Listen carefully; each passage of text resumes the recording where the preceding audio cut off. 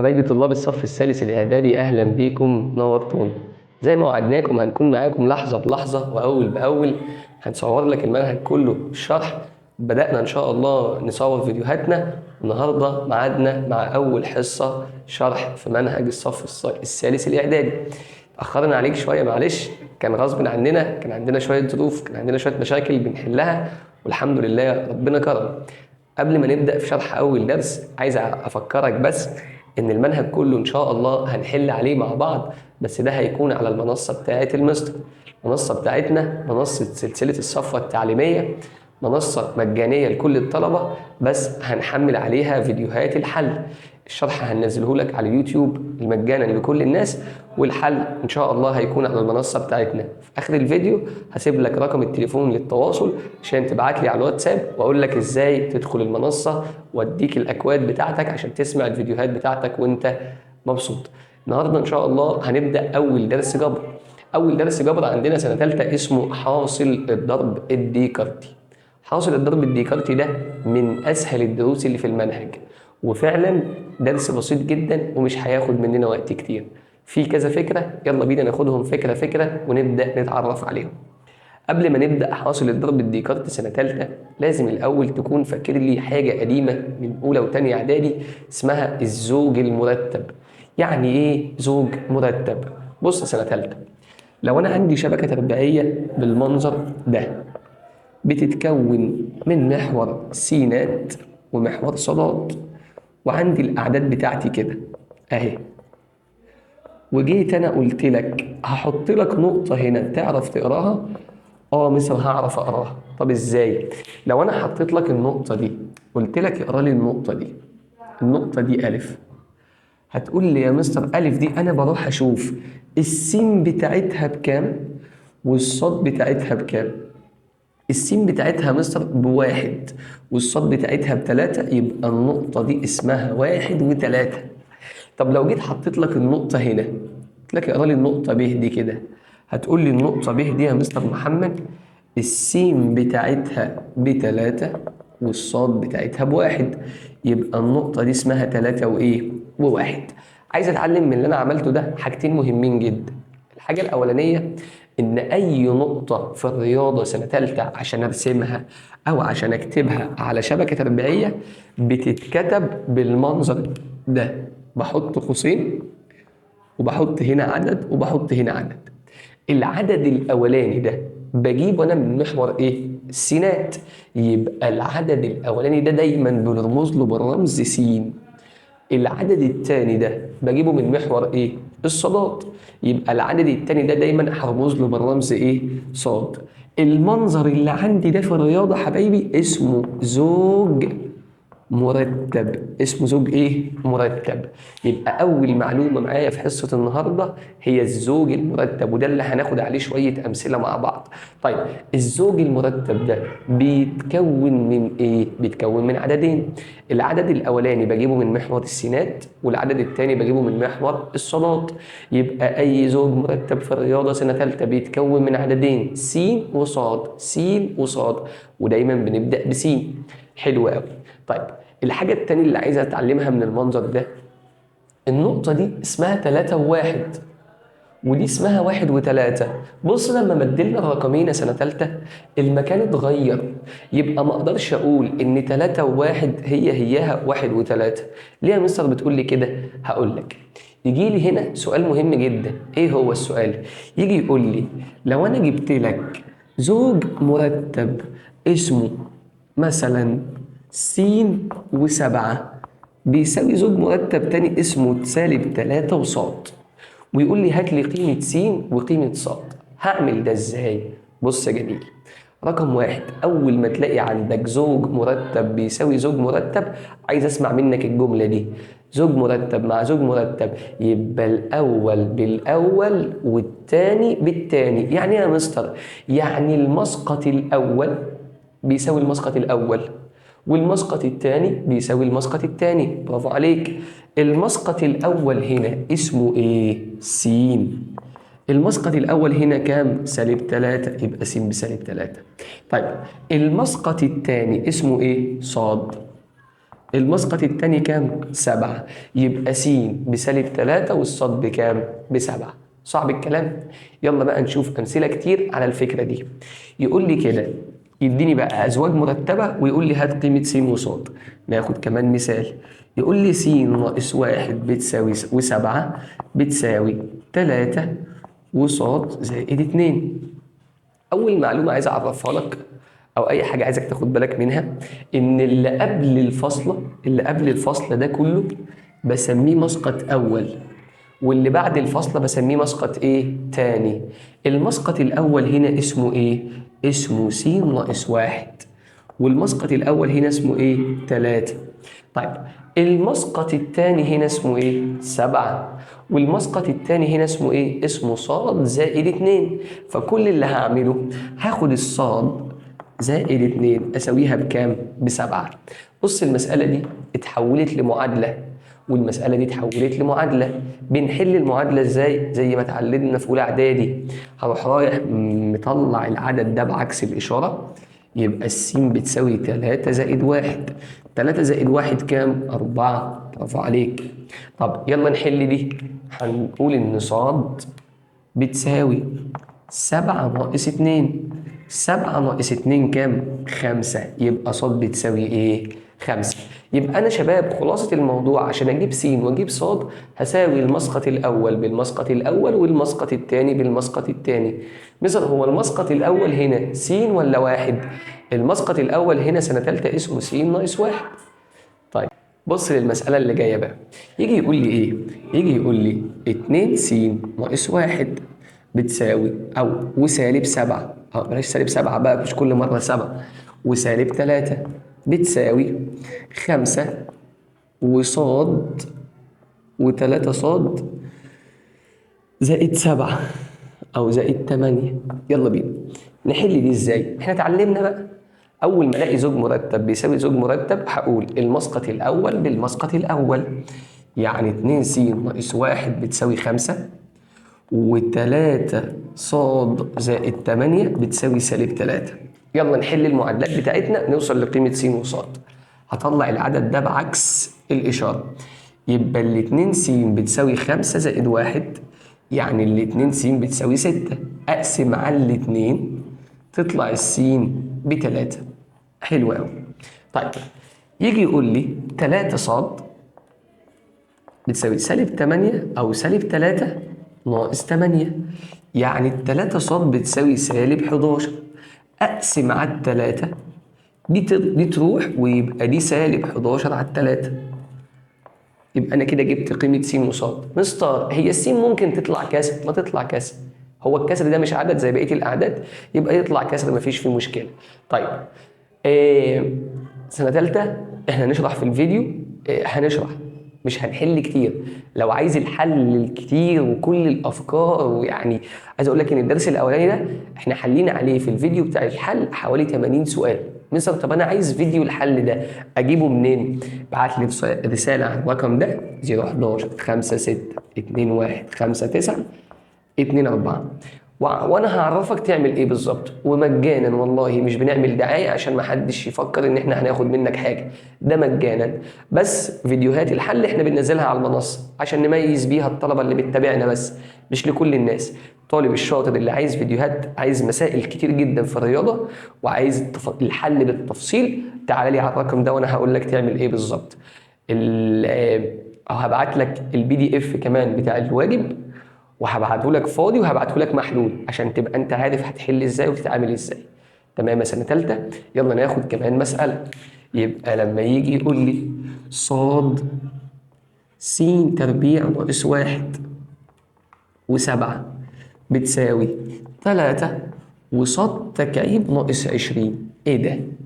هحل دي ازاي؟ خلي بالك احنا طالما احنا اتفقنا هي فكره زوج مرتب بيساوي زوج مرتب، يبقى المسقط الاول بالاول والمسقط الثاني بالثاني. المسقط الاول هنا اسمه س اس 2 ناقص 1 بتساوي 3. المسقط الثاني اسمه ايه؟ اسمه صاد اس 3 ناقص 20 بتساوي 7. دي معادله ودي معادله. يلا نحل دي يلا نحل دي. هطلع الرقم ده الناحية التانية بعكس الإشارة، يبقى س أس 2 بتساوي 3 زائد 1، يعني س أس 2 بتساوي 4. أول ما تلاقي س أس 2 عندك في الرياضة سنة تالتة تروح قايل لي بأخذ الجذر التربيعي للطرفين. لما آخد جذر السين تربيعي يدينا س، لما آخد جذر الأربعة موجب وسالب 2. حلو قوي. طيب تعال نشوف دي. هطلع دي بعكس الإشارة الناحية التانية، يبقى ص تكعيب بتساوي 7 زائد 20، يعني ص أس 3 بتساوي 27. أقول بأخذ الجذر التكعيبي للطرفين. حلو قوي. جذر الصاد التكعيب ص وجذر ال 27 3. مستر استنى يا مستر، أنت مستعجل ليه؟ حبيبي نعم. مستر أنت هنا حطيت لي موجب وسالب، هنا ما حطيتش. إيه ده؟ هو يعني دي بت البطة البيضة ودي بت البطة السوداء؟ هفكرك. الأس ده أس زوجي، أول ما تاخد أس زوجي تاخد له الجذر لازم تحط موجب وسالب. طب لو الأس فردي، لا يا مستر ما بحطش موجب وسالب. اتفقنا سنة تالتة؟ مستر أنا لو ما حطيتهاش في الامتحان أنقص؟ طبعا تنقص. لما تبقى طالب كبير كده في تالتة إعدادي ومش عارف المعلومة دي يبقى تستاهل إنك تنقص. يلا تعالى نشوف اللي بعد كده. بص بقى المسألة اللي جاية دي حلوة أوي. س زائد ص و3 بتساوي 4 وصاد زائد 1. ايه ده؟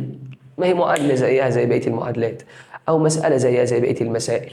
تعال بص كده، لو جيت قلت س زائد صاد بتساوي 4 وقلت صاد زائد 1، صاد زائد 1 بتساوي 3، وجيت احل المعادله دي هلاقي ان المعادله دي فيها مجهولين مش هعرف احلها.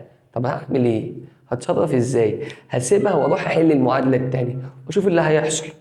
يلا هطلع دي بعكس الاشاره، يبقى ص بتساوي 3 ناقص 1، يعني ص بكام؟ ب2. كده جبت قيمه ص. طب تيجي نجيب قيمه س؟ طب هجيبها ازاي؟ بص المعادله دي، هي مش دي س زائد ص؟ طب ما هي ص دي اهي، هروح رايح شاطب الصاد دي وحاطط مكانها 2، يبقى س زائد 2 بتساوي 4. بقت معادلة عادية. يلا طلع بعكس الإشارة، يبقى 4 ناقص 2 يعني س بكام؟ ب2. صعب الكلام يا شباب؟ حلو. قلت لك الرقم اهو، ابعت لي عليه رسالة وانا هقول لك تتعامل مع المنصة ازاي. بص السؤال اللي جاي ده، يجيب السؤال ده والطلبة كلها بقى تخاف منه في الامتحان، بس احنا جامدين. يقول لي ايه؟ يقول لي اذا كان س ناقص 1 و4 بتساوي 2 او بتساوي 3 وص زائد 1، فإن جذر س تربيع زائد ص تربيع تساوي نقط. ويديك اختيارات، يقول لك 7، يقول لك 11، يقول لك 5، يقول لك 25. ده كده مثال بسيط بعرفك الأمثلة اللي موجودة في مذكرة الواجب عاملة إزاي. بفضل الله مذكرة الواجب لمين فيها كل الكتب الخارجية، لمين فيها امتحانات السنين اللي فاتت، لمين فيها كتاب المدرسة، لمين فيها كل الأفكار اللي جت على المنهج ده وحطينا لك في مذكرة الواجب وبنحلها معاك كمان ومجانا على المنصة بتاعتنا. طيب بص بقى، أنا أتعامل مع المسألة دي كأنها مسألة عادية. هاخد المسقط الأول اللي هو اسمه س ناقص 1 أساويه ب3، واخد المسقط الثاني اللي هو اسمه ص زائد 1 أساويه ب4. تعال نحل المعادلة دي. هطلع بعكس الإشارة، يعني 3 زائد 1 اللي هي 4. هطلع بعكس الإشارة 4 ناقص 1 اللي هي كام؟ 3. هو لا عايز س ولا عاوز ص، هو عاوز جذر س تربيع زائد ص تربيع. هي الس بكام؟ ب4 والصاد بكام؟ ب3. ربع الأربعة 16، ربع التلاتة 9، تبقى جذر 25 اللي هي كام؟ 5. يبقى الإجابة بتاعتي 5. سؤال سهل جدا، السؤال بسيط، وديني كده عرفت الفكرة الأولى اسمها الزوج المرتب. يبقى الزوج المرتب يا شباب عبارة عن إيه؟ أي زوج مرتب في الرياضة بيتكون من عددين س وص.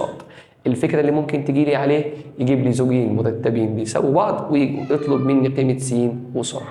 صعبة؟ يلا مع بعض نشوف الفكرة التانية. يلا بينا يا حبايبي نشوف الفكرة التانية، ويمكن دي أهم فكرة في الدرس كله، ودي اللي بتيجي عليها امتحان دايما بيجي عليها سؤال دايما في امتحان نص السنة.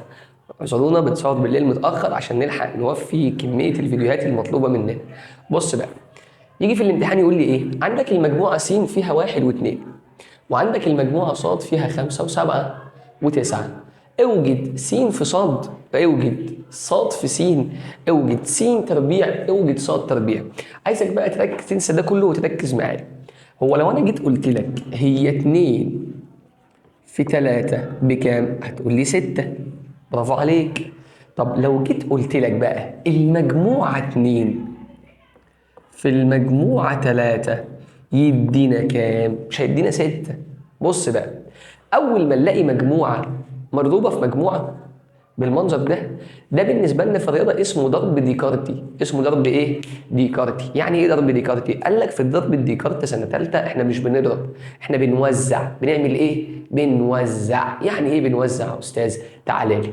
كل اللي هعمله هاخد الاتنين دي، احطها مع التلاتة بس في زوج مرتب، يبقى 2 و3. طب يعني ايه يا مستر؟ طب اديني كمان واحدة. ماشي، لو جيت قلت لك 7 في 9، مش هنضرب بقى، هنقول 7 و9 بس بزوج ايه؟ مرتب. كلام جميل. يجي لي بقى مسألة زي اللي معايا دي، بيقول لي السين فيها كام؟ فيها 1 و2. طب الصاد فيها 5 و6 و7. عاوز قيمة س في صاد. تعال ناخدها واحدة واحدة. س في صاد، أروح رايح قايل لنفسي هي السين فيها كام؟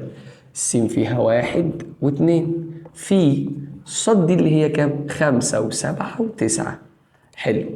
أول ما ألاقي مجموعة مضروبة في مجموعة، ده اسمه عندنا في الرياضة ضرب ديكارتي. عايز أسمع منك اللي أنا قلته من شوية، هنضرب ولا هنوزع؟ هنوزع. يعني إيه؟ تعالى همسك أول عدد عندي اللي هو الواحد، أوزعه على الأعداد التانية كلها. يعني إيه يا مستر؟ يعني 1 مع 5 في زوج مرتب، 1 مع 7، 1 مع 9. أنا كده وزعت الواحد. طب الواحد بس؟ لا، أوزع بقية العناصر. أمسك العدد التاني اللي هو 2، اسمها 2 و5، 2 و7، 2 و9. مستر إيه لعب العيال ده؟ أنا قلت لك في أول الدرس إن الدرس ده أسهل درس في المنهج كله.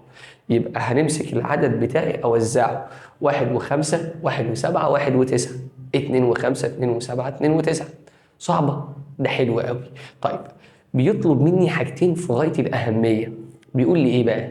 يقول لي اوجد س في صاد ومثل الناتج بمخطط سهمي واخر بياني. بمخطط سهمي واخر ايه؟ بياني. ايه بقى المخطط السهمي ده؟ ده لعب عيال على الاخر. بص، هتيجي هنا تروح عامل لي مجموعه كده، تروح عامل لي مستطيل كده، وهنا تروح عامل لي مستطيل كده. المجموعة الأولى هنا مين؟ س، تروح كاتبها هنا، والمجموعة التانية صاد. السين فيها 1 و2. طب الصاد فيها 5 و7 و9. الواحد راح لمين؟ للخمسة. بص بص، 1 و5، تروح عامل سهم من الواحد للخمسة. الواحد راح لمين؟ للسبعة، يبقى 1 و7. الواحد راح لمين؟ للتسعة، يبقى 1 و9. وزعت الواحد. أوزع مين كمان؟ الاتنين. 2 و5، 2 و7، 2 و9. بس ده كده اسمه مخطط ايه؟ سهمي. طيب في مخطط كمان اسمه مخطط بياني. طب ده هعمله ازاي؟ ده اسهل من السهمي. هتعمل كده، هتيجي تعمل لي، شفت المستطيلين دول؟ هتعمل لي واحد نايم كده، واحد واقف كده اهو. المجموعة الأولى تتكتب تحت، والمجموعة التانية تتكتب فوق. المجموعة الأولى اللي هي س 1 و2. طب المجموعة التانية ص فيها 5 و7 و9. مثلا هو أنا لو بدلت الأعداد دي، يعني كتبت 7 9 5، عادي عادي. بس اللي مش عادي إنك تبدل المجموعتين. يعني لقيت كاتب لي ص دي تحت، طالما سنة تالتة بدأ بسين يبقى لازم تبدأ بسين هنا، يبقى لازم تحت يكون السين هنا. تمام؟ حلو. طب وبعدين أطلع من كل عدد خط اهو، ده كده وده كده وده كده وده كده وده كده. انا كده عملت المخطط البياني. طيب عايز تكمل وتقول ايه؟ وتقول لي الخط ده بتاع الواحد، ده بتاع الواحد اتقابل هنا مع الخمسة، يبقى دي اسمها 1 و5. ماشي، دي 1 و7، دي 1 و9. مش عايز مفيش مشكلة، انت عملتها ما عملتهاش. صعب الكلام؟ مثلا هو انا فهمت بس مش قوي. طب تيجي نعمل اللي بعدها، تعالى نعمل اللي بعدها. عاوز مين؟ عاوز قيمة صاد في س. ايه صاد في س؟ نفس اللي فاتت، بس بص الاختلاف، هو بدأ بمين المرة دي؟ بصاد، وبعد كده مين؟ س. طب ما يلا، الصاد بكام؟ الصاد ب5 و7 و9 في س بكام؟ ب1 و2، مجموعة في مجموعة، يعني ضرب ديكارتي. هنضرب ولا هنوزع؟ هنوزع. طب ما يلا نوزع. أمسك أول عدد عندنا اللي هو 5، أوزعه. وزع ال5 هنا وهنا، يبقى 5 مع ال1 و5 مع ال2. وزعت ال5 واشطب عليها عشان ما تتلخبطش. هوزع ال7، يبقى 7 و1، 7 و2. وزعت ال7، أوزع ال9، 9 و1، 9 و2. يبقى أنا كده وزعت ال5 وال7 وال9. حلو قوي. طب وبعدين أروح رايح جري عامل مخطط سهمي ومخطط بياني. مخطط سهمي ومخطط ايه؟ بياني. علمتك انا اللعبه. المخطط السهمي بيتعمل ازاي؟ هعمل مستطيل كده يا مستر، ومستطيل كده، بس خلي بالك المرة دي بدأ بمين؟ بصاد. تبدأ انت بصاد، وهنا س. الصاد فيها كام؟ 5 و7 و9. السين فيها كام؟ 1 و2. يلا، ال5 راحت لمين؟ للواحد اهو، وال5 راحت لمين؟ لل2. ال7 راحت للواحد، وال7 راحت لل2. 9 راحت للواحد، وال9 راحت لل2. صعب الكلام؟ عشان الوقت ما يطولش معانا، المخطط البياني اللي هنا هو اللي هنا، بس هبدأ بمين بقى؟ هبدأ بصاد. طيب يلا نشوف المطلوب الثالث على نفس المسألة. بيقول لي هات س تربيع. مين س تربيع دي؟ بتتعمل ازاي؟ قال لك بص، س تربيع دي معناها س في س. س في ايه؟ في س. السين بكام عندك؟ السين بواحد، يبقى أول ما تشوف س تربيع معناها س في س. السين بواحد واتنين مضروبة في س اللي هي 1 و2، مجموعة في مجموعة. هنضرب ولا هنوزع؟ هنوزع. يلا امسك أول عنصر اللي هو 1، وزعه. وزع لي ال1، يبقى 1 و1، 1 و2. وزع ال2، 2 و1، 2 و2. كده وزعت. عايز أعمل مخطط سهم. بص بقى، المخطط السهمي هنا قدامك حاجة من اتنين. يا إما تعمل مخطط سهمي زي ده وتسميه س وس، يا إما تعمل اللي أنا هعمله لك ده. بص ده كده، هعمل مجموعة واحدة اسمها س، فيها 1 و2. بالمناسبة شباب، على نفس الرقم اللي أنا قلت لك عليه، لو عايز مذكرة الشرح اللي إحنا بنشرح منها بعت لي، هبعتها لك مجانا على الواتساب. طيب بص، الواحد راح للواحد، أعملها إزاي دي؟ بص، أعمل نقطة كده دايرة وأعمل عليها سهم، دي معناها إن الواحد راح للواحد. طيب الواحد راح للاتنين، أعملها إزاي؟ كده. طب الاتنين رجعت للواحد كده. طب الاتنين راحت للاتنين، عرفتها يا مصر، هعمل دايره واحط عليها قوس. صعب الكلام؟ هسيب لك انت صاد تربيع تجيبها لوحدك. طيب صاد تربيع معناها ايه عشان اغششك اهو؟ دي معناها صاد في صاد. طب الصاد دي كام؟ الصاد دي 5 و7 و9. هضربها في صاد اللي هي 5 و7 و9. ماشي؟ واوزع. انا هعمل لك المخطط السهمي بتاعها عشان هيبقى صعب شويه عليك. لو عايز اعمله بالمنظر ده هعمله ازاي؟ بص، ادي صاد، وادي 5 وادي 7 وادي 9. الخمسه، يلا يا شباب، الخمسه راحت للخمسه، بعد كده الخمسه راحت للسبعه، بعد كده الخمسه راحت للتسعه. حلو. السبعه راحت للسبعه، وراحت للخمسه، وراحت للتسعه. التسعة راحت للخمسة، وراحت للسبعة، وراحت للتسعة. شكلها هيبقى عامل كده. لما تراجع الأزواج المرتبة هتلاقي الشكل بتاعها كده. تمام يا شباب؟ يلا بينا نشوف الفكرة اللي بعد كده. يمكن دي كانت أهم فكرة معايا. يلا نشوف بقية الدرس. ما تقلقش مش هنطول، هي بس دول اللي كانوا وقت شوية. يلا بينا سنة تالتة نشوف الأفكار اللي بعد كده. أفكار حلوة وأفكار مهمة جدا. أول حاجة معايا دلوقتي العلامة دي يعني إيه؟ العلامة دي يعني تقاطع، والعلامة دي يعني اتحاد، ودي يعني فرق. يعني ايه تقاطع ويعني ايه اتحاد ويعني ايه فرق؟ التقاطع سنة ثالثة الحاجة المشتركة بين المجموعتين، عندي مجموعة ومجموعة بشوف ايه المشترك ما بينهم، وهديك أمثلة عليها زي دي كده. زي لما أقول لك 5 و8 تقاطع 5 و7، ايه الحاجة المشتركة هنا وهنا؟ ايه اللي اتكرر هنا وهنا؟ برافو عليك، الخمسة. يبقى المجموعة دي تقاطع دي يدينا 5. طب لما أقول لك 7 و9 تقاطع 5 و3، ايه المتكرر؟ ايه المشترك؟ مفيش، برافو عليك. طالما مفيش يبقى الإجابة فاي. طيب الحاجة التانية اتحاد. الاتحاد كلنا عارفينه سنة تالتة، يعني كل العناصر اللي في المجموعتين. حلو قوي. طيب العلامة التالتة يعني فرق. يعني ايه فرق بقى؟ فرق سنة تالتة خلي بالك، فرق دي يعني اللي موجود في الأولى ومش موجود في التانية. عندي مجموعة ألف ومجموعة ب، بشوف اللي عند ألف مش عند ب، ده اسمه فرق. طيب لما أجي أقول لك كده 7 و9 فرق 3 و9، إيه اللي عند الأولى مش عند التانية؟ 7. برافو عليك. مستر انا متلخبط في الفرق، اجيب الفرق ازاي؟ هقول لك اشطب العناصر اللي اتكررت. ايه اللي اتكرر هنا وهنا؟ التسعه. بص ايه اللي موجود هنا زياده؟ السبعه، يبقى السبعه. تعال نشوف اللي بعدها بقى، فكر فيها كده. 5 و7 فرق 5 و7 و9. مستر التسعه غلط، امال ايه؟ تعالى اشطب اللي اتكرر زي ما علمتك اهو. هل دي عندها حاجه زياده؟ لا، يبقى فاي. فاي مفيش حاجه. طيب عندي سؤال، ايه دخل ده في منهجنا؟ عايز اعرف ايه دخل ده في المنهج بتاعنا؟ ده احنا بنتكلم في حصر الضرب الديكارتي، جايب لي حاجات من سنه 5. بص السؤال ده بقول لك س 5 و8 و3، ص 5 و9، عين 3 و9 و1. اوجد س تقاطع ص في عين. س تقاطع ص يعني ايه بقى س تقاطع ص؟ يعني الحاجة المشتركة ما بين س وص. تعال نبص، ادي س وادي ص، ايه المشترك ما بينهم؟ ها؟ 5. برافو. في عين اللي هي كام؟ 3 و9 و1. ما اقفش لحد كده سنة تالتة، اكمل. انا عندي مجموعة فيها 5 وعندي مجموعة فيها 3 و9 و1. كل اللي هعمله هنضرب. الضرب ده اسمه ضرب ايه؟ ديكارتي. بنضرب ولا بنوزع؟ بنوزع.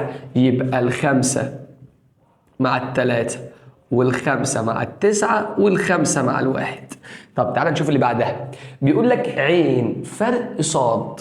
يعني ايه عين فرق صاد؟ يعني اللي عند عين مش عند صاد. ادي عين وادي صاد، ايه اللي عند عين مش عند صاد؟ اشطب اللي اتكرر كده، يبقى 3 و1. برافو عليك. في س تقاطع صاد، المشترك بين س وصاد لسه عاملينها هنا الخمسة. حلو، بقت مجموعة في مجموعة، هنضرب ولا هنوزع؟ هنوزع. يبقى 3 مع الخمسة و1 مع الخمسة. صعب الكلام يا سنة تالتة؟ حلو قوي. طيب عندي ليك ملحوظة مهمة جدا، ايه هي؟ ان انا لو عندي فاي بضربها في س، الناتج يدينا فاي. فاي في اي مجموعه سنه ثالثه، ملحوظه مهمه جدا الملحوظه دي، فاي في اي مجموعه يدينا فاي. طيب تعال نشوف دي. بيقول لي س ب5 و7. بص بس سنه ثالثه عندي فكره مهمه جدا، هيجي في الامتحان يقول لك س فيها 5 و7 او فيها 3 و9، فيها اي حاجه. عاوز اعرف عدد عناصر س. مصر هو هيجي يقول لي عاوز اعرف عدد عناصر س؟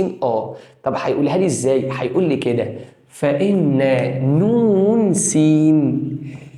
يبقى يعني ايه نون س دي؟ يعني عدد عناصر س. السين فيها كام عنصر؟ ادي 1 2، يبقى نون س ب2. حلوه الفكره دي، سهله قوي. هنا س فيها 1 و7 و9، 1 و2 و7، يبقى نون س بكام؟ ب3. طب السين فيها 5، مستر يبقى نون س ب5. عبيط، نون س ب1. هو السين فيها كام عنصر؟ 1. طب يلا س ب0، يبقى نون س يا مستر ب0 ده 0؟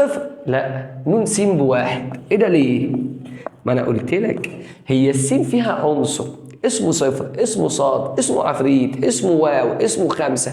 المهم هو كام عنصر؟ 1. طب بص دي س بفاي، يبقى نون س ب0. ايه ده ليه؟ هقول لك. فاي دي يعني ايه في الرياضه يا شباب؟ يعني المجموعه الخاليه، المجموعه الفاضيه اللي مفيش فيها عناصر، يعني عدد عناصرها بكام؟ بصفر. حلو قوي. هنا بقى المثلث ده لازم تحفظه زي اسمك. بيقول لي ايه؟ هنا ن س في ص، هنا ن س، هنا ن ص. طيب هنرجع له كمان شويه، بس جاوب معايا على السؤالين دول. هو لو انا قلت لك النون س ب3، نون س تربيع بكام؟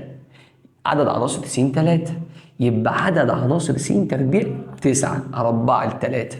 طب لو عكستها لك قلت لك ص تربيع ب 25، يبقى ص بكام؟ ب5. تعالى بقى نعرف فايده المثلث ايه. هو قال لي ن س ب4 ونون ص ب7، يبقى ن س في ص بكام؟ بص للمثلث وانت تعرف الحاجه اللي انت عايزها في المثلث خبيها. هو عايز ايه في المثلث؟ عايز س في ص، خبيها. لما يتفضل لي حاجتين جنب بعض ده معناه اني هضربهم في بعض. يعني انا هضرب النون س في النون ص. هي النون س بكام؟ 4 والنون ص بكام؟ ب7. 4 في 7 ب 28. طب بص هنا قال لي ن س تربيع ب9، ما تكملش، اقف هنا ثانيه واحده، ما تشتغلش بس تربيع سنه ثالثه. هتشطب لي دي وتقول لي ن س يا مستر ب3. ليه عملت كده؟ انا ما بشتغلش بس تربيع، انا بشتغل بس بس. حتى في القانون لما جابها لي جاب لي ن س، عشان لما اجي اقول لك هات لي س في ص، س في ص اهي، يعني اضرب س في ص، يعني اضرب 3 في 2 يبقى 6. طب هنا قال لي س في ص ب8 ونون س ب4، يبقى نون ص بكام؟ انا عايز نون ص اهي، خبيها، واحده فوق وواحده تحت، يبقى ضرب ولا اسم؟ الله ينور عليك، اسم. 8 على 4 فيها الاثنين. حلو قوي. بص اللي جايه بقى، قال لي ن س تربيع ب4، قلنا نقف ونجيب ن س بس تطلع ب2. كلام جميل. ن س في ص ب12، لو انا عايز ن ص هقسم 12 على الاثنين 6. طب لو انا عايز ص تربيع هربع الستة تبقى 6 وايه و30. صعب الكلام؟ فاضل معايا سبوره كمان ويبقى الدرس الاول بفضل الله اتشرحت كل افكاره. يلا بينا سنه ثالثه نشوف اخر فكرتين معانا في الدرس الاول. الفكره بيقول لي ايه؟ بيقول لي س في ص ب5 و1 5 و2 5 و3، 6 و1 6 و2 6 و3. عاوز مني شويه حاجات. بص بقى، هو مش عطاني دي س ودي ص؟ يبقى المسقط الاول يروح لس. المسقط الأول هنا 5 وهنا 5 وهنا 5، خلاص. هنا 6 وهنا 6 وهنا 6، يبقى 6. طب تعالى نجيب ص، هتبقى 1 و2 و3. خلاص ما تبصش للمسألة تاني بقى، بص لدول. عايز ن س، يعني ايه ن س؟ يعني عدد عناصر س، يبقى 2. ن ص يعني عدد عناصر ص، يعني 3. طب ن س في ص، المثلث اللي كنا لسه واخدينه من شويه، يعني ايه ن س في ص؟ 2 في 3 ب6. ن س تربيع هربع الاثنين تبقى كام؟ 4. اخر فكره معايا في الدرس ده، يجي يقول لي ايه؟ شايف الشبكه التربيعيه دي؟ هنقسمها لك 4 اماكن. المكان ده كده اسمه ربع اول، وده تاني، وده تالت، وده رابع. هيجي يديك نقطة في الامتحان ويقول لك 5 و7 دي تقع في الربع الكام؟ -3 و2. طبعا مش هنروح نرسمها عشان نعرف هي بتقع في الربع الكام. كل اللي هعمله هحفظ القاعدة دي، هحفظ شوية الحاجات دول. لو موجب وموجب يبقى ربع أول، لو سالب وموجب يبقى ربع تاني، لو سالب وسالب ربع تالت، لو موجب وسالب ربع رابع. طيب النقطة 5 و7 إشارتها إيه؟ 5 موجب و7 موجب، يبقى موجب وموجب يعني ربع إيه؟ أول. طب -3 و2 سالب وموجب يبقى ربع تاني. طب -4 و-2 تالت. الله ينور. بص لي بقى للي جاية دي، 5 و0 دي ولا أول ولا تاني ولا تالت ولا رابع. ليه بقى؟ قال لك لما السين بتساوي 0 يبقى دي تقع على محور الصادات، ولما الصاد تساوي 0 تقع على محور السينات. بص بقى، 5 و0 مين اللي بصفر هنا؟ الصاد، يبقى النقطة دي تقع على محور ايه؟ السينات. هنا مين اللي بصفر؟ السين، يبقى النقطة دي تقع على محور الصادات. كده سنة ثالثة يكون بفضل الله خلصنا الدرس الأول بكل أفكاره. الدرس الأول في مسائل كتير جدا، قلت لك زي ما قلت لك في بدايه الفيديو، ان شاء الله بعت لي رساله على الواتساب اللي انا كتبته لك على السبوره، هبعت لك اللينك بتاع المنصه بتاعتنا، وهعرفك ازاي تدخل على المنصه، عشان هتلاقي فيديوهات حل كتير جدا على كل الدروس مش بس الدرس الاول. شوفوا وشكم بخير يا سنه ثالثه، وان شاء الله نتقابل في فيديوهات جايه كتير.